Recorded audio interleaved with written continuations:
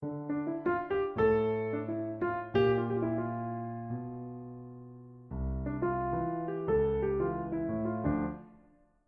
will briefly introduce them, and then we'll just get on to the good stuff. So Tahir Hamut Izgil grew up in Kashgar in China's Xinjiang Uyghur Autonomous Region. He is recognized as one of the foremost poets writing in the Uyghur language. Additionally, he has directed numerous documentaries, music videos, advertisement campaigns, and feature films. Fearing persecution from Chinese authorities, he and his family sought asylum in the United States in 2017. His poetry has been translated into English, Japanese, Turkish, Swedish, and other languages, and has appeared in English translation in Asymptote, Crazy Horse, Off the Coast, Words Without Borders, Berkeley Poetry Review, and the Southern Review. He currently works as a producer at Radio Free Asia. Mutallip Anwar is a lecturer at the program in Writing and Rhetoric at Stanford University. He completed his PhD in Language and Rhetoric at the University of Washington. His primary teaching and research interests include rhetoric and composition studies, translation, language education, and discourse analysis. His co-translated Uyghur short fiction has appeared in Paper Republic and Guernica. And Joshua Freeman is a historian, translator, and currently a postdoctoral fellow at Princeton in the Society of Fellows. He received his PhD at Harvard University, where his dissertation focused on Uyghur cultural history in 20th century China. His translations of contemporary Uyghur poetry have appeared in the Southern Review, Crazy Horse, Gulf Coast, Words Without Borders, Asymptote, and elsewhere. So thanks to all three of you for being here in your various places. And it would be wonderful to hear if you could now read us the poem. And I unfortunately, let me see if I can pull it up. Do one of you have it and can share it digitally? I have it. Do you think you can share your screen? Yes. Great. Can I start? Yes. Uçuruşuş. Ula bilen uçuraştım. Billa olturup nam bilen gam yedik. Burnumning uçidagi ter tamchilari dunyoni aks ettiretdi. Quloqlarimda o'rmonning qorong'uligi gurkiraydi. Kayni chilab yan piyoda mangduq. O'rkashlik chig'ir yo'lda. Andin ko'z qarchiqimni cho'galatdim. Chimning jini quridi. Qalblar nimancha yengil, yaproqlar nimancha ig'ir. Bir kecha hapilashdim. Ikki qo'lim dumbamga yetdi. Qiyofatlarim Buddaning qiyofatlaridan mo'l bo'ldi. Atsi ular sen yashab ketgudaksan deyishdi. 2016 sentabr, New York. Thank you. So maybe let's have Mutallip read first, and I will. A meeting. I met them. We sat together, eating bread and worry. The sweat beads on my nose reflected the world. The darkness of the forest was roaring in my ears. Together, we walked backwards, side by side, on a wavy path. Then I rolled the blacks of my eyes, smelled the life of lawn. How light the hearts, how heavy the leaves. I struggled for a night. Finally, both of my hands touched my back. My appearance looked even more opulent than the Buddha. Next day, they said, you'll probably make it. Thank you. And let me get your version up, Josh. A meeting, Tahir Hamut Izgil. I met with them. We sat together, sharing flatbread and grief. Drops of sweat mirrored the world from the tip of my nose. The forest darkness rustled in my ears. Backward down the heaving path, we walked abreast. I cast my eyes around and smelled the soul of grass. How light our hearts, how heavy the leaves. I worked all night. My 2 hands reached my back. I took more incarnations than the Buddha. The next day, they declared, seems like you'll make it. 19 September 2016, New York. Thank you. Thank you to all of you, and to Tahir also for giving us a poem about a meeting and an encounter. So I wanted to start by asking Mutallip and Josh to respond to one another's translations about the process of translating this poem in particular, any difficulties, places that caught you up. I really love both of the translations, and they're so different, and I wonder if maybe you want to speak to some of those differences. If there's anything that the other translator did that you wish you had, or something that you feel is a point of further interpretation that you could sort of unpack for people. I'm trying to open up the email that has Mutallip's translation in it, so I can hold on. Do you want to start, Mutallip? Yeah, Josh, why don't you go ahead? Well, I'm still opening up the email that has your translation in it. So do you want to start? Okay. Yeah. I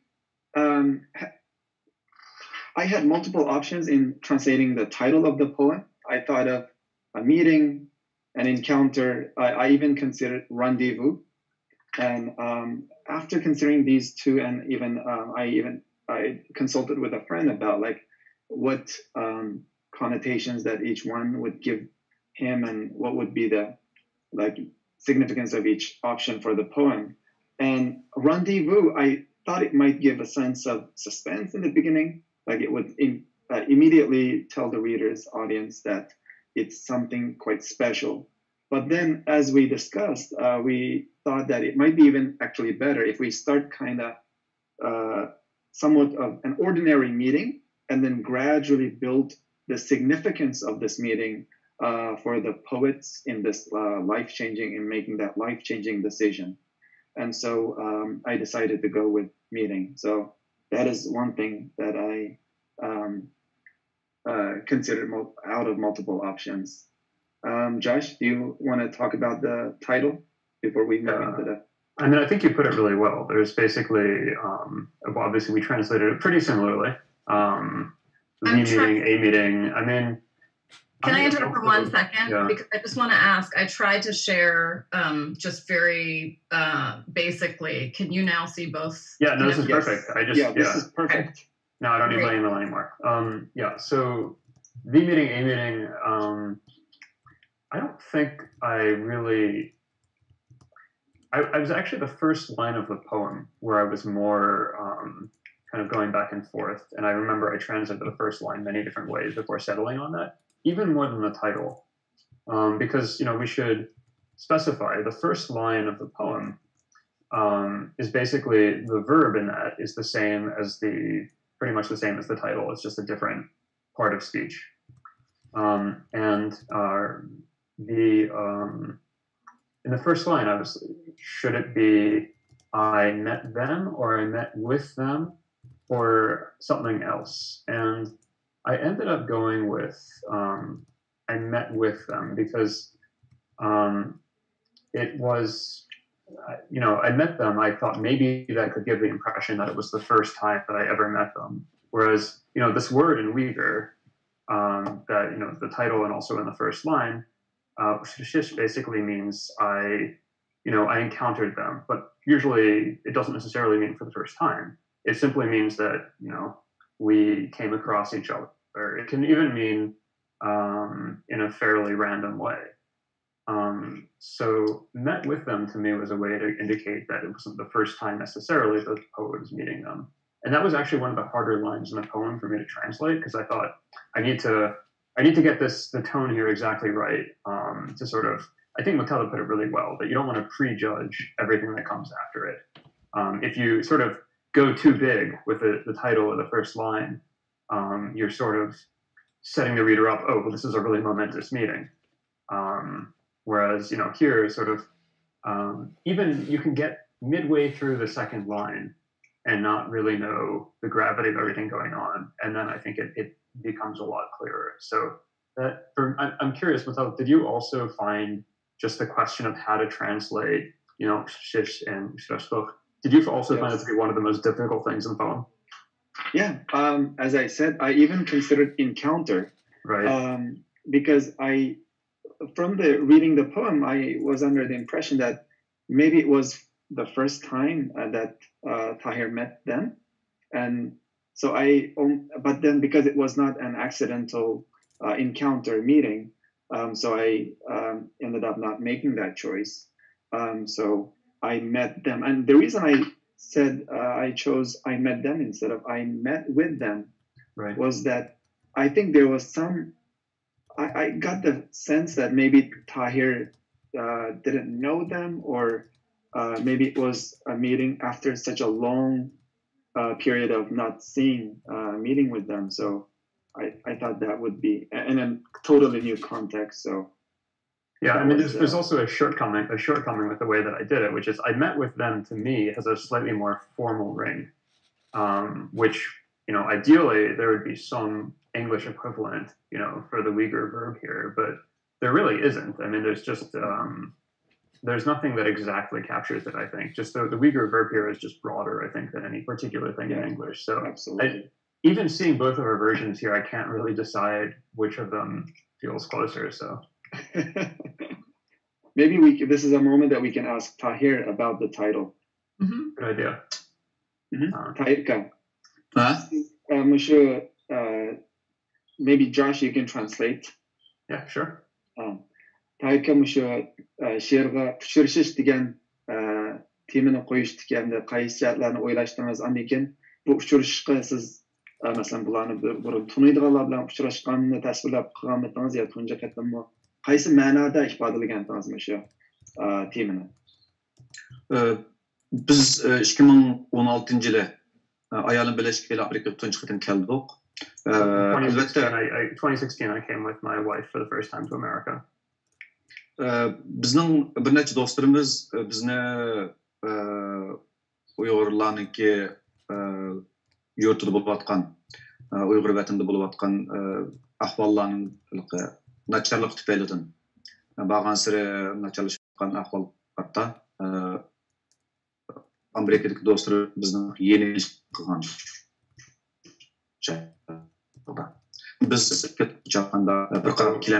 of the gradually worsening situation in the Uyghur homeland, some of our friends were basically telling us you should maybe stay in America, but we were having trouble deciding on that. We were sort of going back and forth. Amerikaga bir ko'p aqaylarda keldik. Bu yerga shu ko'p kelgandan keyin bu yerda shu do'stlarimiz bilan uchrashdik. Bu do'stlarimizning ichida ba'zilari bilan ko'rishganlarim bor, ko'rishmaganlarim bor. Bularla uchrashish amaliyotda bizningki bizni shu Amerikaga kelgandagi eng muhim ishimiz shu. Biz mushallar orqali bu ahvollarni bilamiz, tushunamiz. Bu biz uchun aytib muhim bir uchrashish bo'ldi. So we had various friends in America.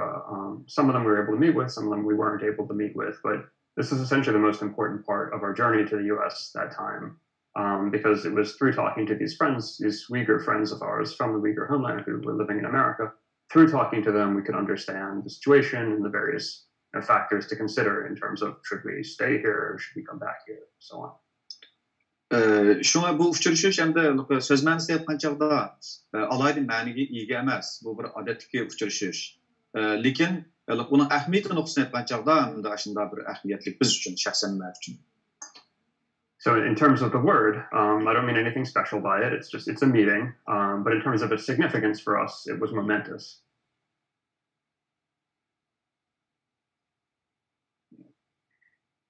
Josh, I really appreciated your translation of sharing flatbread and grief. You translated, let me pull up the Uyghur version.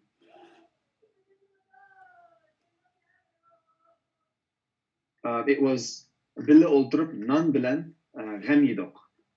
And so my translation is eating bread and worry. You said sharing flatbread and grief. So could you talk about what you noticed about that difference? And yeah, no, it's a good question. I mean, the thing is that in Uyghur, gam yesh, to eat grief, is a pretty normal phrase. And, you know, in particular, it's sort of, if somebody else has grief and you sort of share their sorrows, it's eating grief. That's how it's expressed. So in this sentence, we have the word eat in Uyghur being applied to both naan, or which I've translated here as flatbread, and grief. And it really actually reminded me of a poem by Paul Celan. I think, funny enough, the poem is called Corona. And there's a line in it, like poppy in memory. I'm pretty sure it's that poem. It really reminded me of that. And, you know, there's something special going on here linguistically in Uyghur that obviously we can't do in English. We don't say eating grief in English. So for me, I really wanted a word in English which would mean that, you know, we're collectively, we and our friends are partaking of both of these things. So for me, sharing was kind of the closest I could get to it. It's interesting. Both you and I ended up translating the first bit the same. We sat together, which is another thing where it's not exactly the same in Uyghur and English, right? The implications of Oprush are so much more in Uyghur than they are in English, right? So that, you know, if in, you know, Xinjiang, if you invite a bunch of friends to dinner together, that can be an Oprush, you know, literally a sitting together. So, you know, there's perhaps no way to fully capture that in English, but it was, I imagine you also thought about that. So the extra resonances that all of these words have, and it's, yeah, it's really, I think when you kind of see these translations side by side, you think, yeah, no, there really is no way to capture the full thing. You can only sort of get different elements of it, and that's, if I can ask a question back to Karen, I imagine you also feel the same way, that it's a really special experience to see somebody else's translation of a poem that you've also translated. I imagine you've had similar experiences. Not too many. I mean, I would love to do something like this in the future. And I just wanted to say, you know, about the things that you're saying, well, you know, it's so much more, but of course the English is so much more also, right? It's, I don't think of translation as a reduction so much as a sort of multiplication of possibilities for your readers. And it feels for someone who's aware of other context, right? That maybe there's a reduction, but in fact, for those of us who there are other contexts, and I really loved, I loved both of these translations and so many of the lines. That's why I asked, like, is there anything that you sort of wish you had done? You know, like I love smelled the soul of grass, but I also love smelled the life of lawn, and I rolled the blacks of my eyes was amazing. And the idea eating worry, you know, I mean, I understand, like, we don't eat worry, but then also what the sort of a new image or a strange image can do for a reader, right? That's why we read poetry sometimes. Yeah, no, absolutely. I actually, you mentioned roll the blacks of the eyes. I would like to ask both Taika and Mutallip about this, because there's a resonance going on here, which it's hard to say if it's the same thing as English or not. So the phrase here is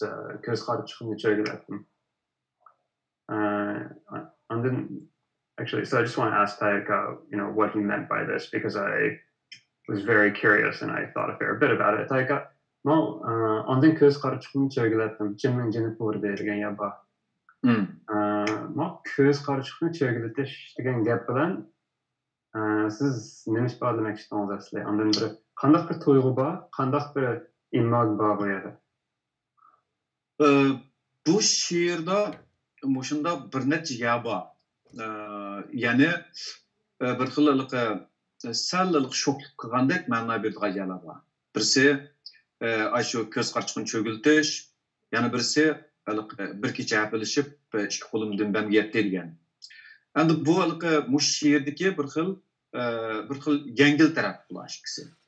Mening nazarimda bu bir xil yengil taraf. Bu balkim meni shu chog'da Amerikaga kelganligim va shu kelish imkoniyatiga erishganligimda shakllangan ajab bir xushallik hissiyoti mush uchrashishning ichida bo'lgan bir amil bo'lishi mumkin. And so basically, this and another part, which is the, I worked all night, my two hands reached my back. These two parts of the poem, there's a certain playfulness in them. And it's not accidental. It's something that is perhaps reflecting the kind of happiness and gratitude, the sort of positive feelings I had on being able to make this visit to America. So those are sort of light, in the sense of not heavy, light parts of the poem, kind of sort of slightly more uplifting or playful parts. And now, if I'm not translating, but just adding my thoughts, that's something that is sort of going back and forth again and again in the poem, even in this short poem, most obviously with how light the hearts, how heavy the leaves. But it's really, I think, present throughout, sort of a tension between playfulness and heaviness. Nice qildim. Hozir endi bugungi muzokara jarayonida taqimiz qilyapman. Bu she'rda bir xil ikki qutb bor. Ig'irlik bilan yengillik. Endi bu yerda nihoyat aniq deyilgan, masalan, qalblarni mancha yengil, yaproqlarni ig'ir degan yerda u bak aniq. Ammo amaliyotda butun misralari bor. Butun misralari bor. U bir tarafga mangdi, ondan yana bir tarafga mangdi. To'g'ri. He says, yeah. Mesela bu da işkilik, iki amil, ig'ir ve yengil. Bu narsa, hakikaten bu şeyde başın aklı var. Mesela gam bilen nay yedik. Mesela nam bilen gam yedik. Mesela bu ikisini tartib, ta en ahırgıç boğalıqda, sizler yaşap ketmekse deyişti. Muş gapni yüzde mi bir xil yengillik bilen ig'irlik tam var. So it's throughout the poem, from the very beginning, with the sharing flatbread and grief, all the way to the end. Sen yaşap ketmeksen, looks like you'll make it, or as Mutallip's translated, you'll probably make it. That there's a certain playfulness in these words, and now again I'm going back to my words. We were actually talking before we went live just now about. I actually don't remember what we're just saying. How are you and how are you doing? How are you doing in the coronavirus era? And I think I just said I was doing, and Tahir said Sen yaşap ketmeksen, like quoting from the poem. And it's a very playful sort of it looks like you'll make it, right? I mean, there's probably, Mutallip, do you have other, I feel like there's so many ways to go with that part of the line. Actually, this duality between lightheartedness and heavy-heartedness was one of the challenges that I faced in translating the poem, because I actually, for that line, I considered multiple options. I first thought maybe you'll probably stay alive, yaşap ketmeksen, or I even considered you'll probably survive, and then I finally decided to go with you'll probably make it, because coming to America, there's this sense that realizing the American dream, or it has that connotation moving from another country to this country. So that has some positive feelings. But at the same time, for Uyghurs who are going through these tragic times, like unprecedented oppression and tragic times in our history. So when I think about it, I also wanted to translate it as you'll probably survive, because but then I decided if you come out of that situation, you're already surviving no matter what. And so probably I should increase that to you'll probably make it. You put it so well, and it's notable, I think, that you and I both settled on actually the exact same final two words, because as you're saying, there's so many different ways you could have gone with this, right? And I wonder, do you also have going through your head at one point, if you make it here, you make it anywhere? Yes. Yeah. That's bir gap bor. New York'ta nisbatan bu yerda yashay olsang hamma yerda yashay olasan degan bir gap bor ustida. Men shu gapni o'ylashdim. If you can make it here, you'll make it anywhere. Qilib toshgan bir gap ustida. Qiziqarli bir gap ammo. Kelmez o'yladik buni. Şu bu şiirdeki tercümede biraz kıyınçılık tug'dirgan tercümede bir tercümede kıyınçılık bulgan yoki bir odamni sinaydigan nokta menimcha shu birinchi misra bilan eng oxirgi misra. O'rtadagi misralarning albatta boshqa qiyin nuqtalar bo'lishi mumkin, ammo birinchi misradagi shu nom bilan g'amni ish Uyg'urchada bu aniqlan aytib keladi bu. Lekin buni ham inglizcha qanday tarjima qilish bu bir masala. Hamda eng oxiridagi sen yashab ketdiksan deganimmi, zali qanday tarjima qilish? Bay men so'rdim. Bu Makka deganimni qizimni so'rdim. Bu qanday ma'nosi bu gapni? Bu mening o'ylaganimdek emas, bu ishga o'xshash tarjima qildim bu ish nuqtani, ammo mening o'ylaganimdek emas ekan desam, mening qizim tushundi deb aytmoqchi. Mushkil nuqta biroz nima bir odamga jang e'lon qilgan nuqta tarjimada. So Taika says that he thinks there are two particularly hard parts of this poem for a translator. One is the first couplet and one is the last line. And that, especially because in Uyghur, you can say eating grief, and obviously that's not an English phrase. And then, the yashap get and it looks like you'll make it, you'll probably make it. And he said he was just asking his daughter, what does make it all about? And so she was explaining that to him. Karen, does that come to mind for you as well? Make it here, make it anywhere. Yeah, I mean, when I was reading them, both of the translations, I also thought like, oh, you'll live, which is something, I think you'll live, something, it's also very funny. Like there's an irony there, so I'm glad that was something that I was picking up on in the reading. But it's curious. It's always interesting, and I know to hear you have extensive translation experience yourself, translating into Uyghur. And so it's always interesting to hear a poet say what they think is challenging about something that they've written for someone else, and whether that aligns with what a translator's experience is. And we have sort of focused in on the beginning and the end, so it sounds like that probably that you were onto something that you knew, and you were right to hear. But I wonder if there were other.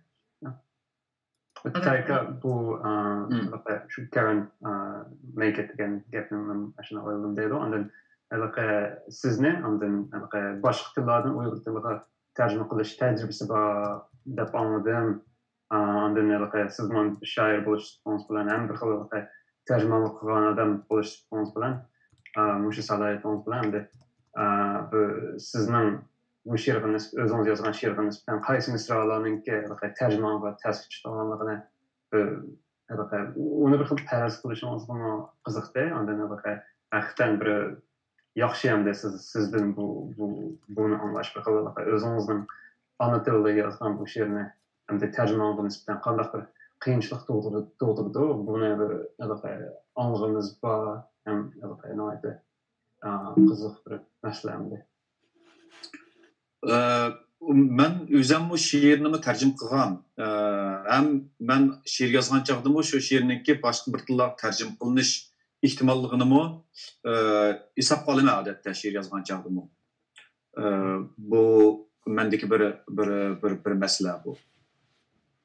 So I've translated poems as well, and I consider this pretty important when thinking about poetry. Bu she'rda meniki bir masalan bir avtor ham bir tarjima tajribasiga ega bir tarjimon bo'lasiz. Mening nim qildigan mendaligi biroz o'sha tarjimada qiyinlik tug'dirdi deydigan narsa baydab o'tdim. Shu birinchi misra bilan eng oxirgi misra. Albatta o'tirdagi mazmunlarmi bor. Lekin shu ikki misrada bir xillik qo'sh ma'no berdigan, hammalık bir söz ko'p xil ma'no berdigan, andan nuqta bo'lg'achqa mushu ikki misrani men biroz qiyin to'xtaydi deb o'ylagan. As a translator and a poet, that is pretty much what I thought, that the first couplet and then the last line are going to be the ones that are most challenging for translators. And if I can just add, so Taika has translated into Uyghur a lot of poetry, I would say, from Chinese, but he also writes poetry in Chinese.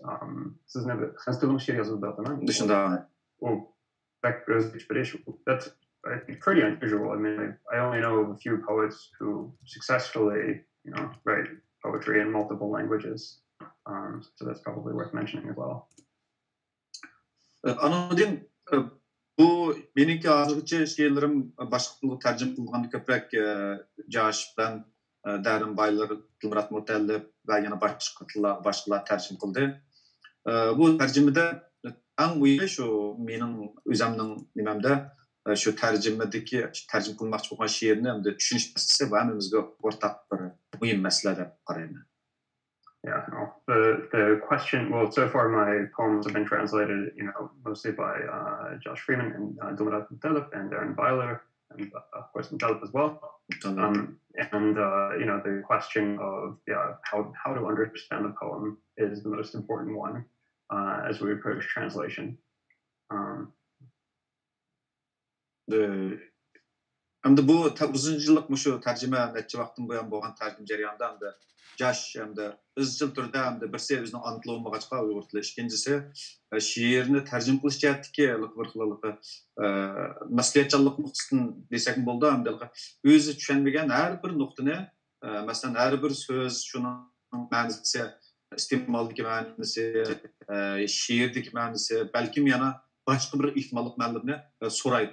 Bu narsa manlilqi bir xillik tarjima qanchaqmi hamda ashundoq bo'lishni, ashundoq bir xillik pozitsiya bo'lishni orzu qilmayman. O'zimni shundoq qilmadim tarjima.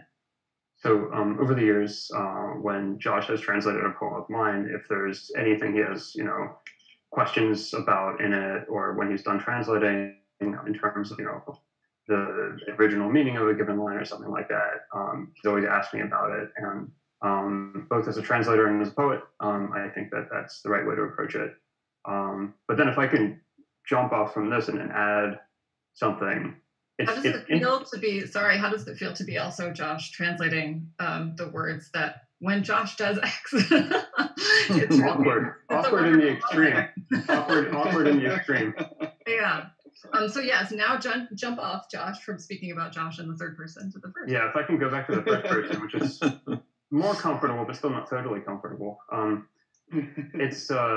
This was an interesting experience as Poetry Slam because I, especially the,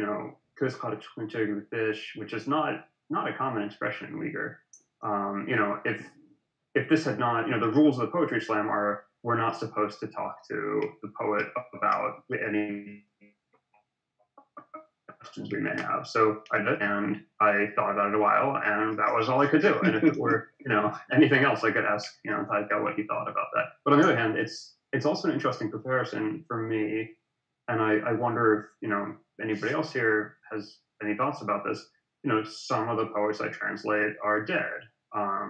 Some of the poets I translate now are in concentration camps in Xinjiang, and I can't ask them.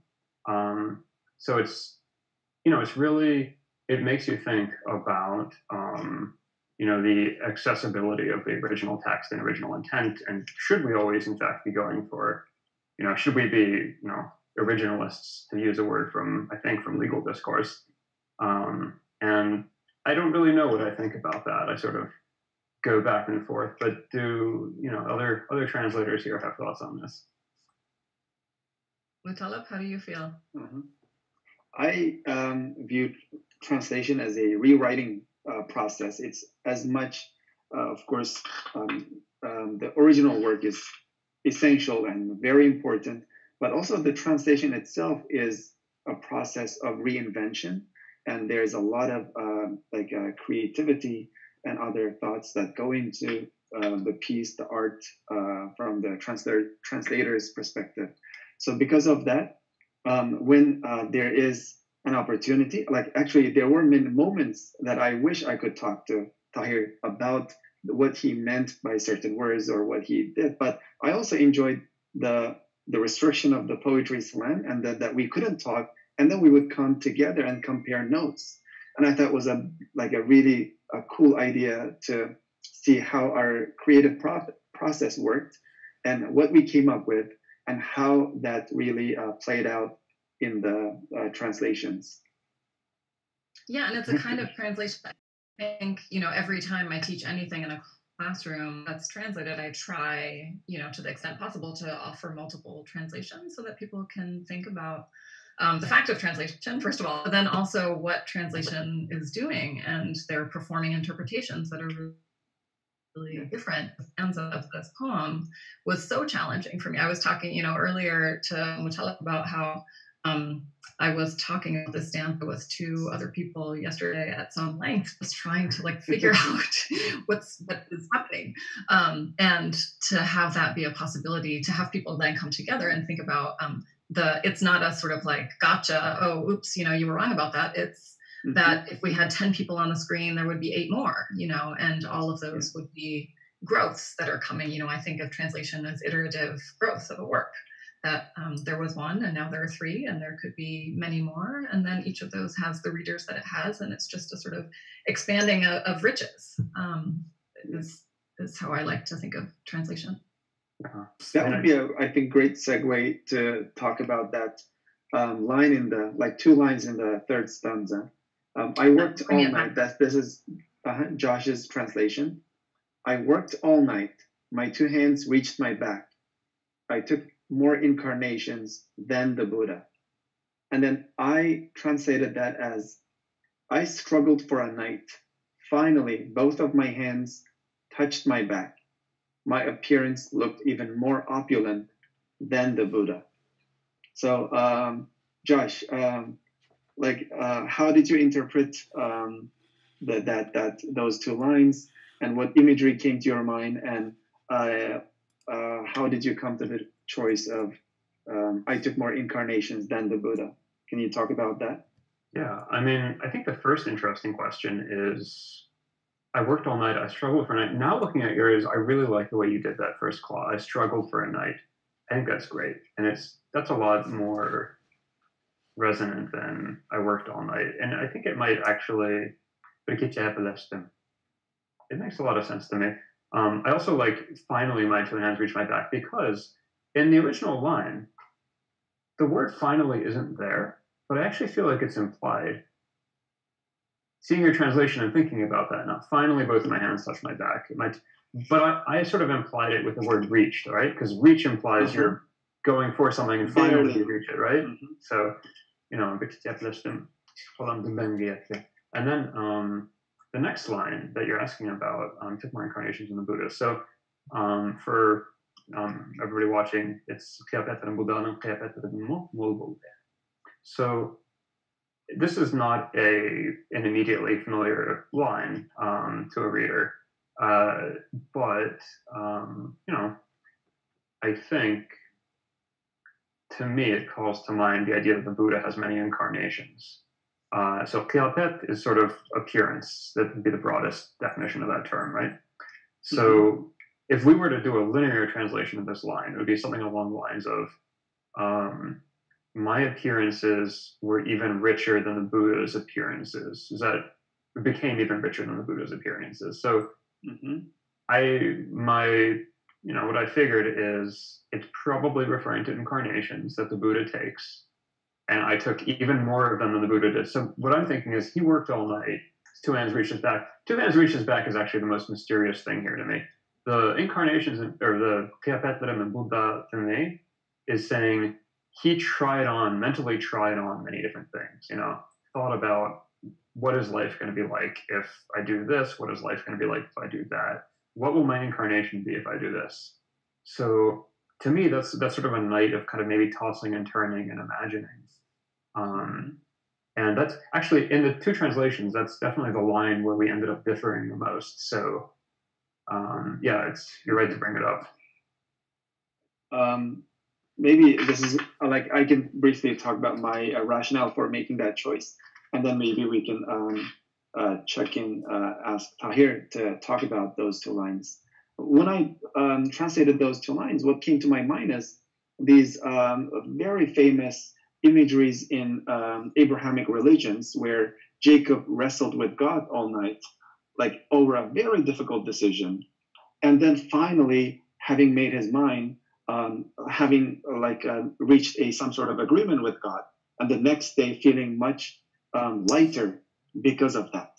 And then, and because of that, and then looking at the Buddhist tradition, how this reincarnation or the appearance looked fuller, richer, and that he became even more content than the Buddha. And so really calm, like that after that struggle ended, and there's that great comfort, great peace, and that he achieved the following day after that night of struggle, mental struggle. So that was my rationale for translating it that way. Tahirka, biz hozir shu eng oxirgi coupletning 5-2 misrasini to'g'risida ozroq paranglashdik. Shu Josh bilan meningki tarjimamda eng chong farqimdagi shu ikkisigan. Siz o'zingizningki shu ikki misrada nima ma'nolarni ifodalaganligingizni yo qandaroq, masalan, bir dindan bir imaglarni ishlatdingizmi yo qaysi ma'noda qilganligingizni bir ash to'g'risida bir so'zlab qo'ysangiz bo'ladi. Buldu men bu ikki tarjimani bugun ko'rdim selishtirib. Gerçi İngilizcem yaxshi bo'lmasmi, ama tafsili selishtirib ko'rdim. Mening his qilganimda endi sizning tarjimangiz nima deymiz, bir qadar asli holatni saqlashga kirishibsiz, she'rdagi asli ma'noni. Joshchu desa, Josh ko'proq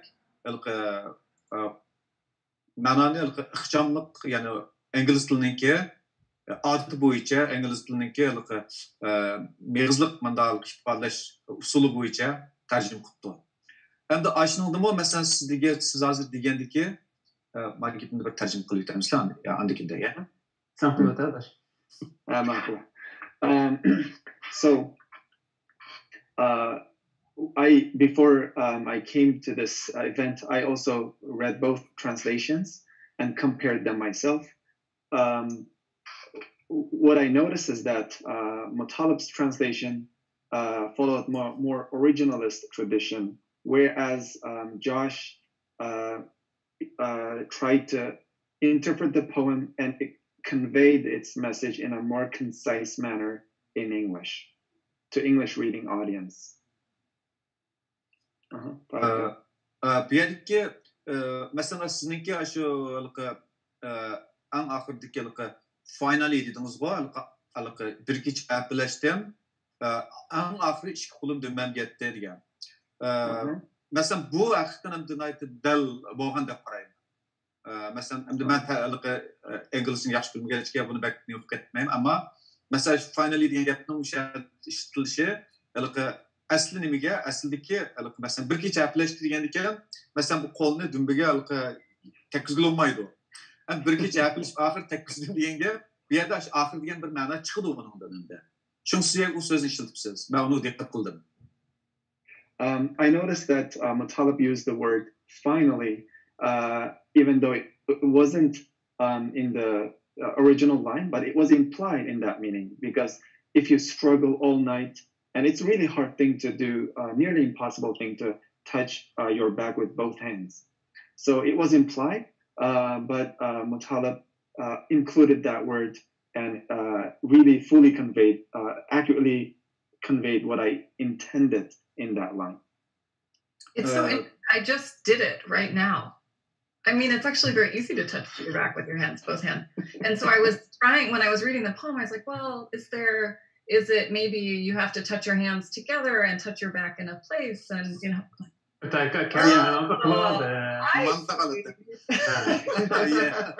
Hello, online world. Here we are doing it together. I see. Anadan keyin masalaning tarjimaniki hozirgi sizlar farq mana bu yerda hozir. Menimcha shu farq bo'lish kerak deb o'ylayman. Lekin Joshning tarjimasidagi ash ma'no chiqdi deb unga men ishonaman. Ashna ma'noni Joshning cho'qim chiqirdi deb. Chunki bir kecha gaplashdim degan ma'noni aniq buningda-ku. Shuni faqat bu yerda so'z ishiltish masalasi bo'lishi mumkin edi ishkamani haqida. Josh's translation also expressed the same idea, but it is minor differences in word choice, probably. Anadan keyin men ikkinchi uning davomini qisqa deb aytay. Qiyofatlarim Buttaning qiyofatlaridan mo'l bo'ldi deganda, bu Butta dinda Buttaninki va boshqa Butsatvalarninki har xil qiyofatlari bo'ladi. bularning badan qiyofati, qo'l qiyofatlari bo'ldi. Bu qiyofatlarning hammasi ma'lum bir xil ma'noni ifodalaydi. Buningda garchi qo'lni dumbisi tekkizish ma'lum bir xil konkret ma'no ifodalamasa-mu, lekin bu yerdagi ashunda qiyofatlarningki bir xil o'zgacha qiyofatga kirganlik orqali shu chaqdagi mening bir xil holatimni ifodalagan, ro'yi holatini ifodalagan bir ma'no bor. Yeah. In Buddhism, Buddhas have different postures, different positions or gestures, and each one has significance. And by saying that I also, my appearance looked more opulent or different, achieved an even richer appearance than Buddha. I just wanted to express that I had a different, it had a different meaning. I think I lost that last line. I wonder, it's really interesting to think about what will happen after this conversation if both of you go and revise your translations. And I'm also just thinking, because translation is one of these things that is always dealing with divided authority over a text. And this is one of those, and both of you, I think, both translators referred to talking to other people in the process of translating it. Or after you had been finished, you couldn't talk to the poet, but you could sort of, think with other people.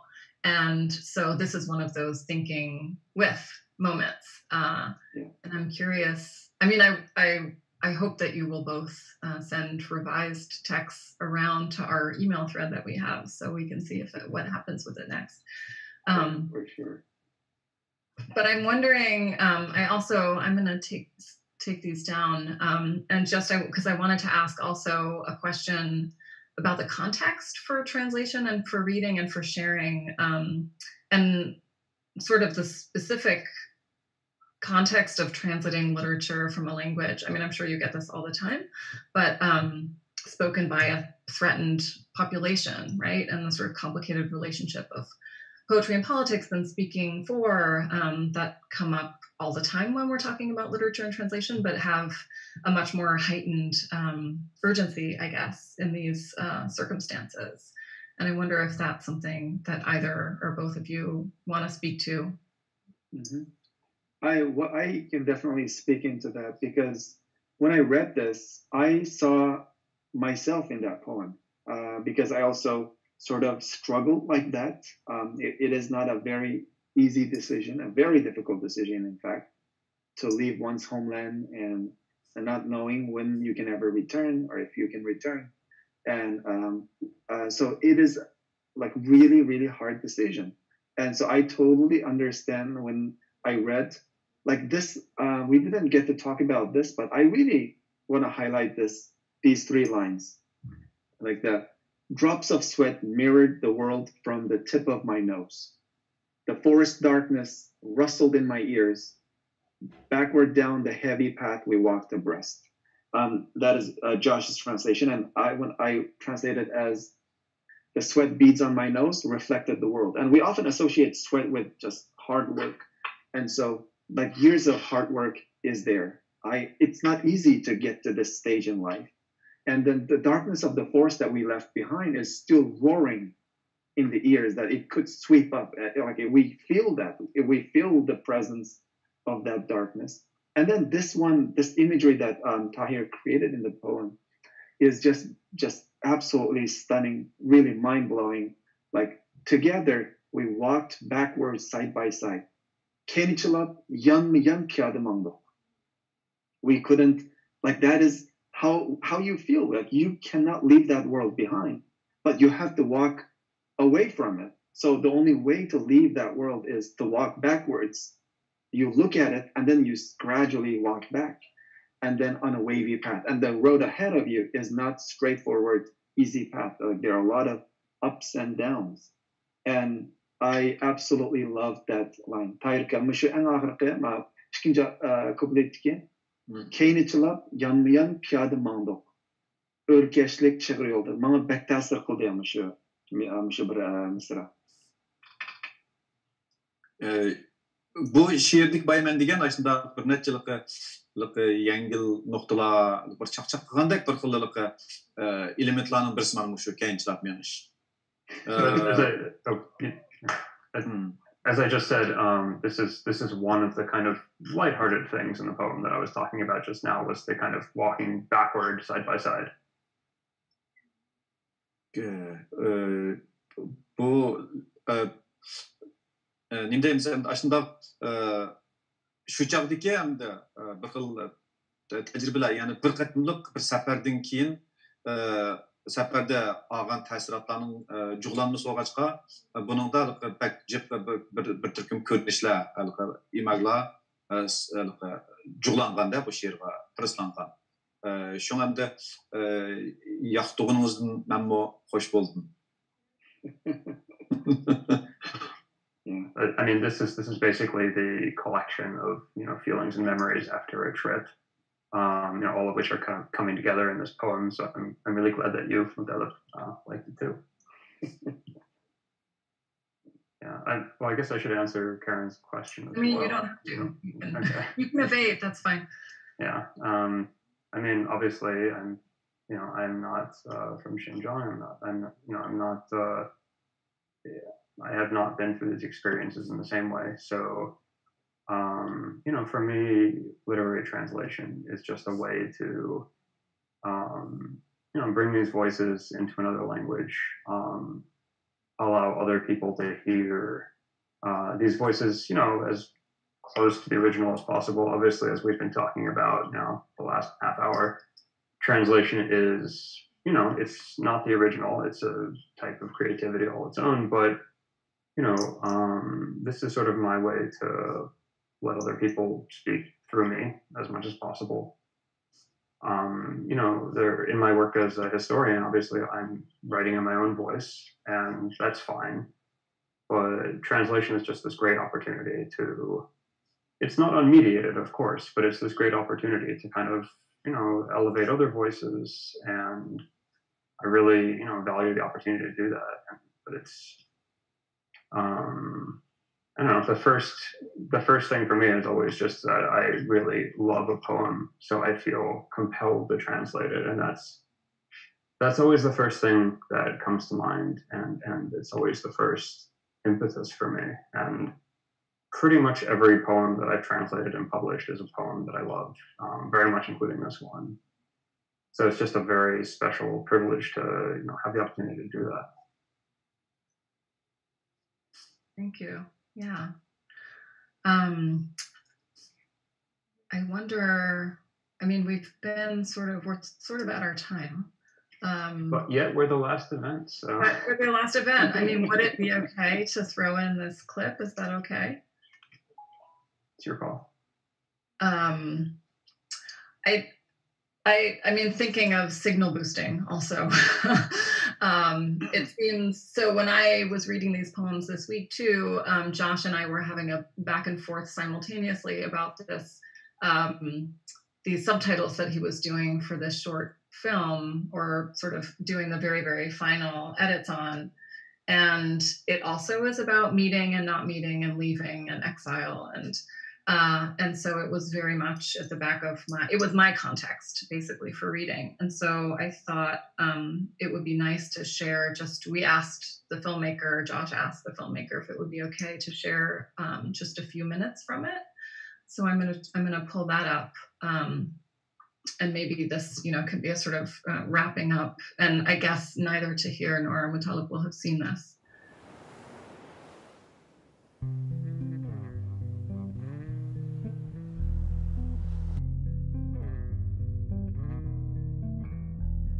Sükutki demlerde, tileklerde jürgüm. Menzil qayan men kessem, davallağa jügürsem. Ayığı yok tillerde, düşlerimde seferde. Tenha qarab turar men, heyran bulup felekке. Sükutki demlerde, tileklerde jürgüm. Menzil qayan men kessem, davallağa jügürsem. Ayığı yok tillede, düşlerimde seferde. Tenha qarab turar mən, heyran bulub fələkə.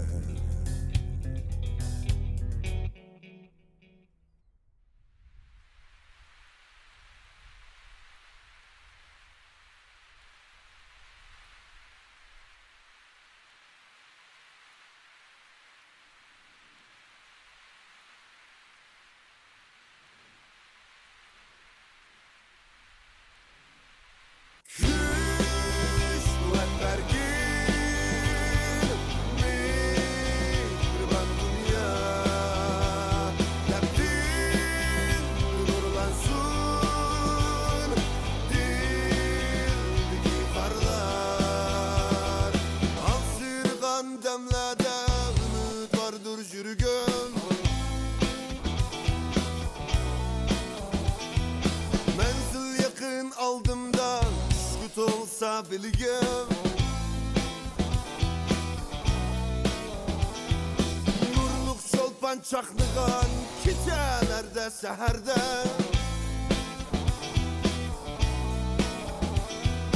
Kalıp nakşa itarmen Salam yollap felekke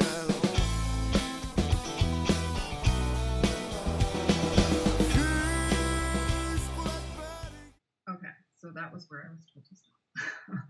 And of course, they're very, I mean, one of the reasons why I hesitated was just that they're different objects and they're different genres and feelings and moods. But there was something about the sort of thematics of meeting and this sort of struggle. But it was also the sort of up and down that all of you have been talking about, of this, how light the hearts, how heavy the leaves, that the music was doing. It was just playing in the back of my mind when I was reading these translations. And I think it allowed me a sort of richer experience of them. So I was grateful for that and wanted to share it. Yeah, and Karen saw this video in part because I was asking her about one word. I kept going back and forth about the translation of Sever. So because there's so many ways you could translate that, and I felt like that one word is so important in this video, right? There's this really incredible moment where it's written on a piece of paper, and I hopefully persist, gets it across. But thank you, Karen, for your advice on that word. Now you have more sources. We could now I have the whole internet. So yeah. But I don't know if anyone has any closing words apart from, or anything that you want to add or ask one another now that you're here.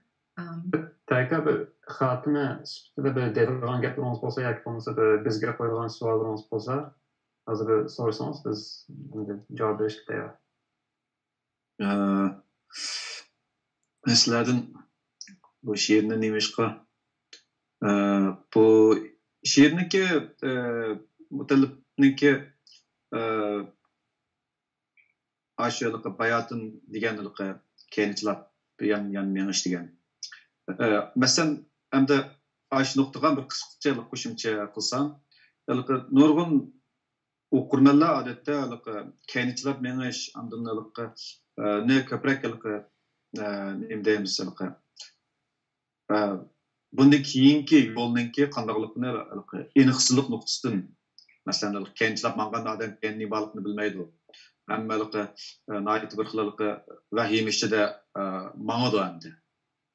Bu shu nuqtani aytgan chaqda endi Mutallipniki yoki mush nuqtadan esida qoldimi yoki mushu jumlaning o'zi, mush misraning o'zi qiziqarli tuyulib o'ziga esida qoldimi, mushuni bilib boqay degan Mutallipni. Rahmat Tahir. Do you want to go ahead, translate that part, and then I will respond to that? Sure. Yeah. So the thing about walking backward, it does have a playfulness about it, but which Mutallip flagged earlier, it has a playfulness about it, but it can also have a very kind of scary connotation that if you're walking backward, then you don't know what's coming up ahead and you don't know what's going to be coming in the future.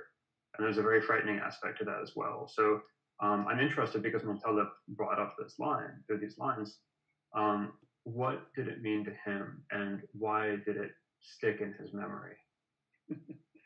Manga Tahirga bu asaslık manga bek ta'sir qilgan tarifi bu misradagi. Sizning ashyoda endi bu bir qanayta hal qiluvchi daqiqa. Bu daqiqada siz bir yo'l ko'chib kelish, yana bir yo'l boshqacha oqibatga boshlab bordi. Shundaq vaqtda oxiri siz mishani tanlashga aslan tanishildingiz, ammo oqibatdagi yo'llarga taza qiyamagandekçi ba'zi yerlar masalan albatta urug' tuqqan do'stlar nurg'unlar ashyoda qilib qoldi. Bu bir tarafdan tushundim buni. Shunga bir xil qiyamay turib, yana oldiga bormasak bo'lmaydi. Endi oldimizdagi yo'l egiz pas, o'rkashlik chig'ir yo'l. Oson emas bu yo'l. Tas, ammo shuningdan yana oqimizga bo'lsa, qarab turib bo'lsa, ajlan kechamay turib yana minish deb ma'no tushundim. Yana birga siz bu yerda nurg'un do'stlar bilan kurashdingiz. Shu do'stlarning ba'zi bilan istigandek bayan burun tunishadigan do'stlar. Endi shular bilan o'tmishni bilan asildinglar. Biz mushta bir mang'an to'q deb burunqi kechmishni qaytadan bir paranglashgandek tuyuldi.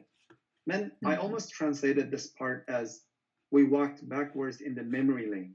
I almost translated that way, and then I decided to go with this current version. I obviously can't translate what you just said, but I would like to just remind Mutallip of what you said earlier.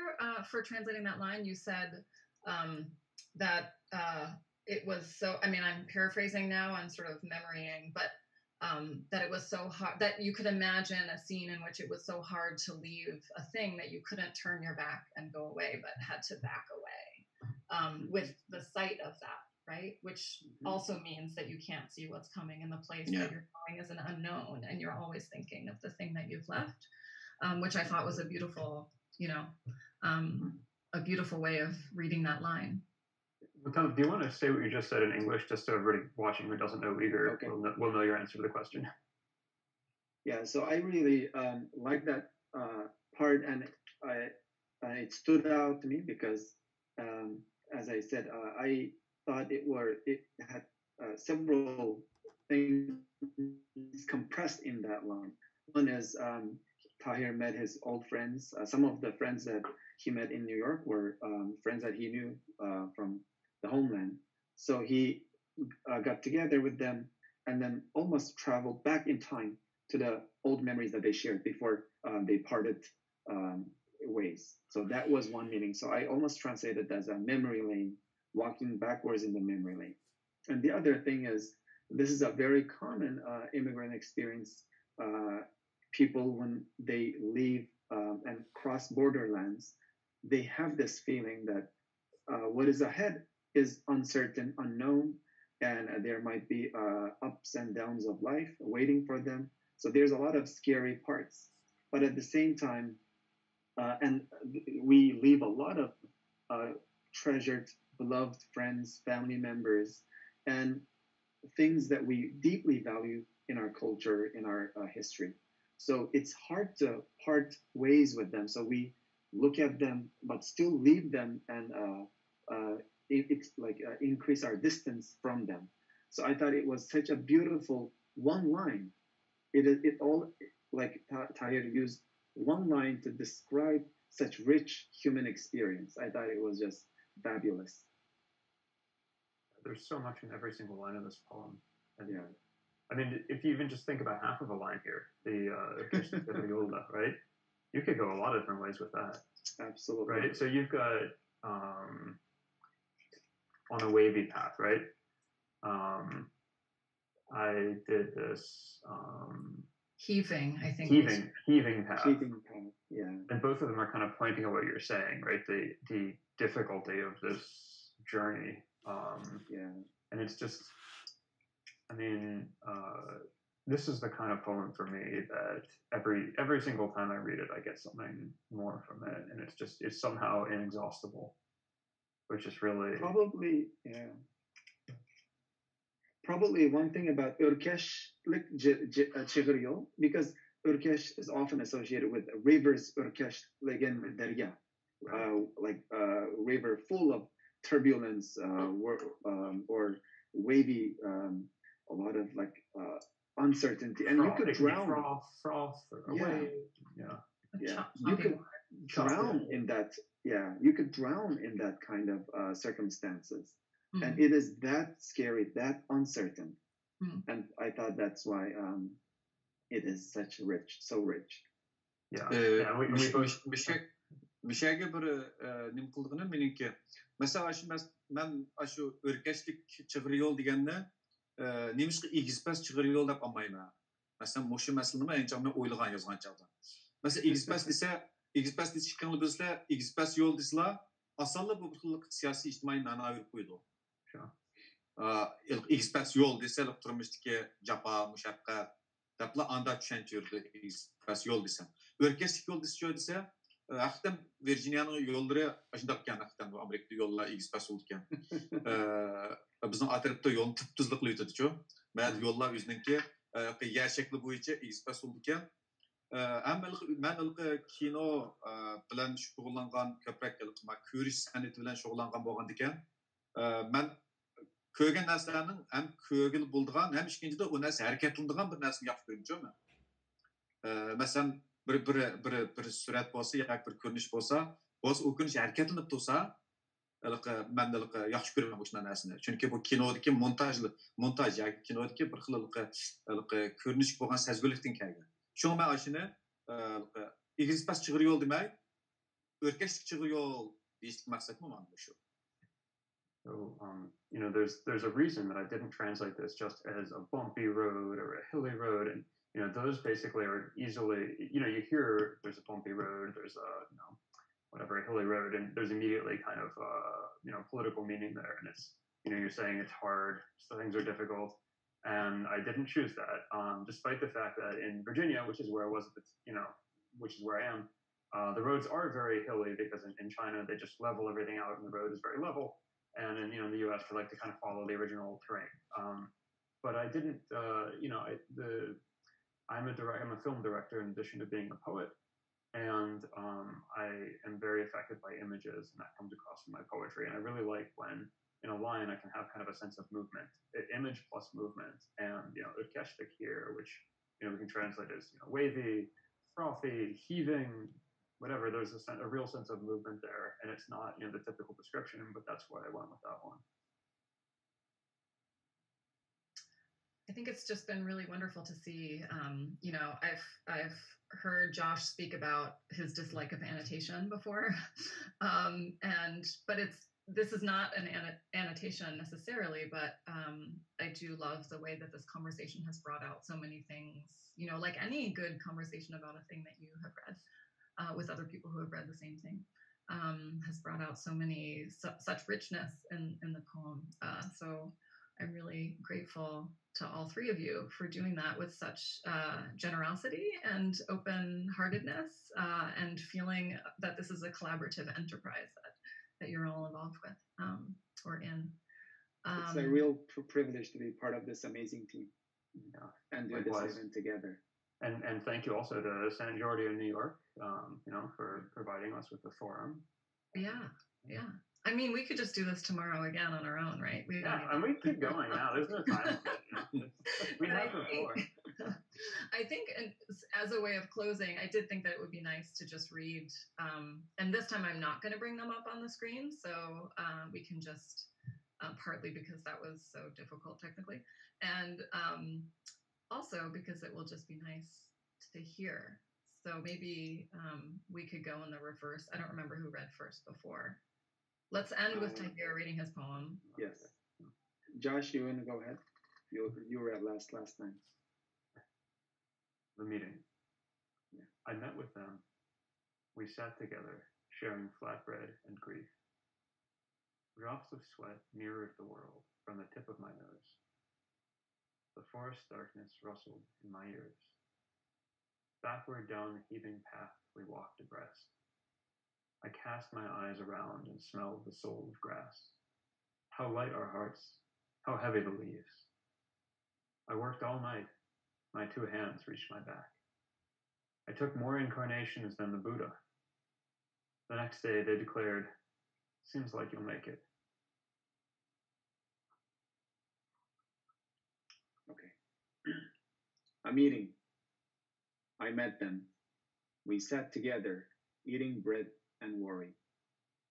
The sweat beads on my nose reflected the world. The darkness of the forest was roaring in my ears. Together, we walked backwards, side by side, on a wavy path. Then I rolled the blacks of my eyes, smelled the life of lawn, how light the hearts, how heavy the leaves. I struggled for a night. Finally, both of my hands touched my back. My appearance looked even more opulent than the Buddha. Next day, they said, you'll probably make it.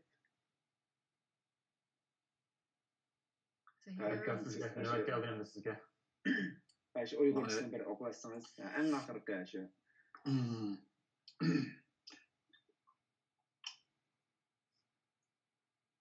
Uçuruşuş. Ula bilen uçuraştım. Billi olturup, nan bilen gam yedik. Burnumning uçidagi ter tomchilari dunyoni aks ettirdi. Quloqlarimda o'rmonning qorong'uligi gukraydi. Kaynichalab yonma-yon piyoda mangdik. O'rkashlik chig'ir yo'lda. Andin ko'z qarchiqimni cho'gillatdim.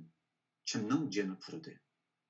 Qalblar nimancha yengil, yaproqlar nimancha ig'ir. Bir kecha hapilashdim. Ikki qo'lim dimbamga yetdi. Qiyofetlerim Buddha'nın kıyafetlerinden mol oldu. Ertesi ula sen yaşap ketmedeksen değişti. Thank you. You're welcome. Thanks to all of you. That was really wonderful. Thank you. So, and thanks to all the viewers out there, if there are any. That's true. We haven't been watching the live chat. People, if anybody, even if nobody watched it, we're still with it. It was really great. This was absolutely. Yeah, really... we should do this. We should do this again. Yes. So it was really wonderful to meet the two of you who I was meeting here, and I hope that it gets to happen in person at some point in the future. So thank you so much. Thank you. Thank you very much. Thank you so much. Wonderful night, everyone. All right.